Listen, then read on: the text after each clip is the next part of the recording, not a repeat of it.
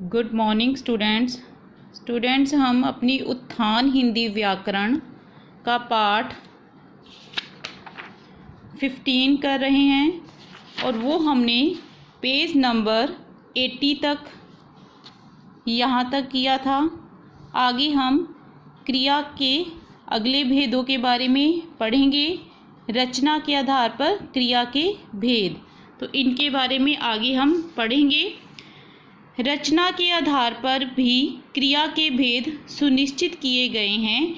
इनका संक्षिप्त विवरण निम्नलिखित है। तो आपसे ये भी पूछा जा सकता है कि रचना के आधार पर क्रिया के कितने भेद हैं, तो आप लिखोगे 6। सबसे पहले सामान्य क्रिया।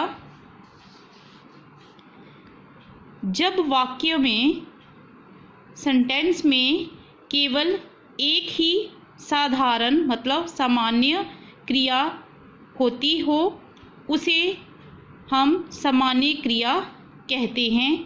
जैसे मछली तैरती है। इस वाक्य में जो मछली है वो तैरती है, तो ये इसमें तैरती है वो सामान्य क्रिया हो रही है। आगे संयुक्त क्रिया।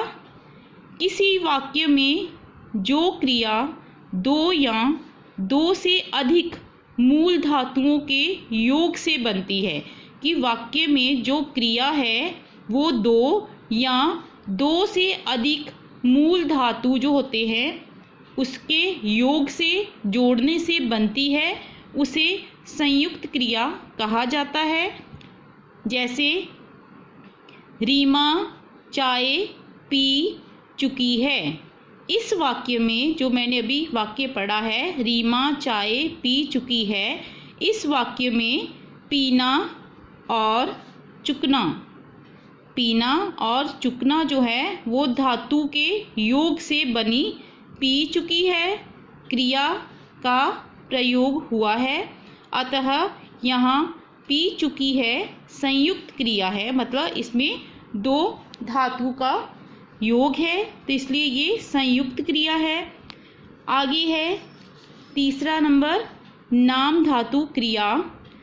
मूल धातुओं को छोड़कर, मतलब जो मूल धातु हैं उन्हें छोड़कर जो शेष शब्द हैं, जैसे संज्ञा वाला या सर्वनाम वाला या विशेषण, उसमें प्रत्यय लगाकर बनने वाली क्रिया को नाम धातु क्रिया कहा जाता है।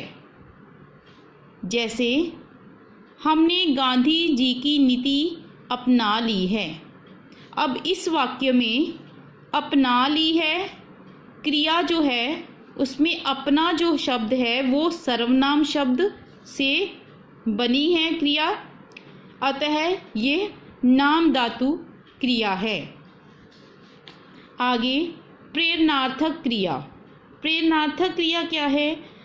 जब वाक्य में, जब सेंटेंस में जो कर्ता है, जो काम करने वाला है, वो स्वयं मतलब खुद क्रिया ना करके, मतलब उस सेंटेंस में, वाक्य में जो कर्ता है, काम करने वाला इंसान है, वो खुद उस क्रिया को ना करके किसी अन्य व्यक्ति को प्रेरित करके, मतलब किसी दूसरे इंसान को उस क्रिया को करने के लिए कहता है या उससे वो क्रिया करवाता है, तो उसे प्रेरणार्थक क्रिया कहा जाता है।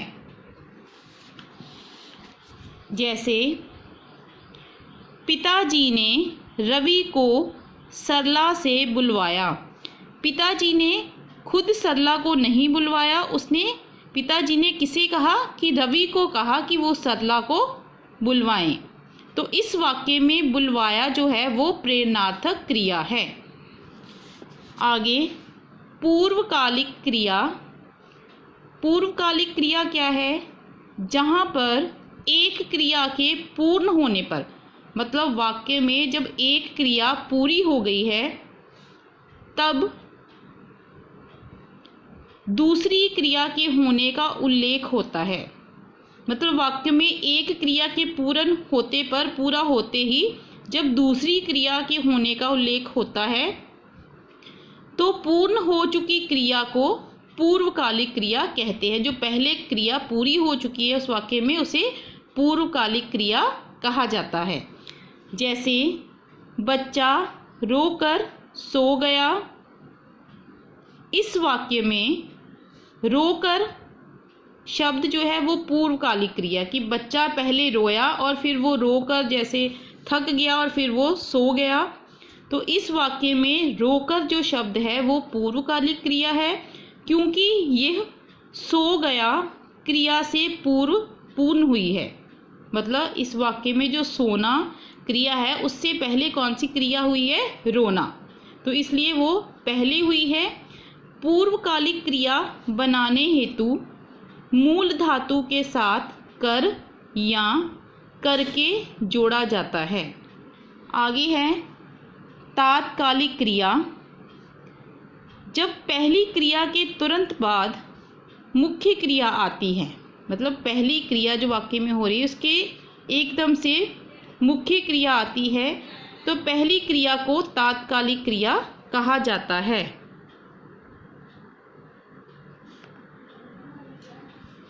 जैसे सजल हैदराबाद से आते ही चला गया। यहाँ आते ही तात्कालिक क्रिया है, कि मतलब आते ही, ये जो तात्कालिक क्रिया अचानक से हुई, तुरंत हुई है।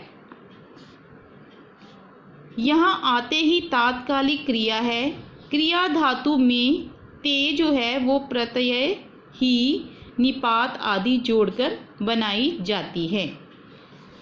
आगे क्रिया में विकार।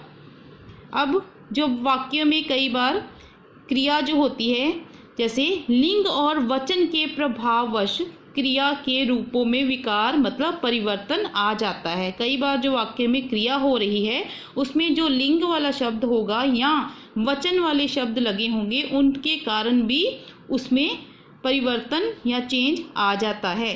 जैसे अब लिंग के कारण कैसे परिवर्तन होता है? जैसे लड़का पुस्तक पढ़ रहा है, लड़की पुस्तक पढ़ रही है, तो इसमें लिंग लड़का है, तो वो जब हमने उसका लिंग पुल्लिंग किया तो वो लड़की बन गया, और उसके साथ सेंटेंस में क्रिया भी चेंज हो गई है। जैसे रहा है, पढ़ रहा है, पढ़ रही है। अब वचन के कारण कैसे परिवर्तन होता है? लड़का दौड़ रहा है, यहाँ एक लड़का है और यहाँ लड़के दौड़ रहे हैं, तो ये वचन के कारण उसमें परिवर्तन हो गया। तो बेटा यहाँ तक हमने पाठ को ख़त्म किया है पेज नंबर 80 पर।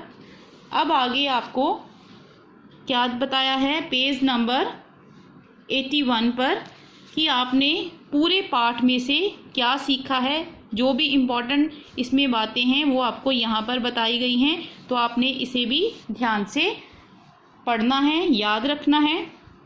हम एक बार इसे पढ़ लेते हैं। किसी कार्य के होने या करने का बोध कराने वाले शब्द क्रिया कहलाते हैं। क्रिया के भेद दो आधारों पर हो सकते हैं, कर्म के आधार पर, रचना के आधार पर। वाक्य में कर्म के अभाव में जब क्रिया का फल कर्ता पर पड़ता है तब वह क्रिया अकर्मक क्रिया कहलाती है। वाक्य में जब क्रिया का फल कर्ता पर ना पड़कर उसके कर्म पर पड़ता है तो वह क्रिया कर्मक क्रिया कहलाती है। जब वाक्य में केवल एक ही साधारण क्रिया या सामान्य क्रिया प्रयुक्त हो उसे हम सामान्य क्रिया कहते हैं।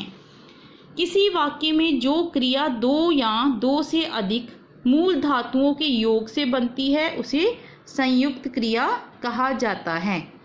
तो स्टूडेंट्स, हमने आज लेसन नंबर 15 क्रिया जो है वो ख़त्म किया है। आगे मैं आपको इसकी जो एक्सरसाइज है उसमें जो भी आपने करना है वो मैं आपको फ़ोटो के द्वारा भेज दूँगी। Thank you.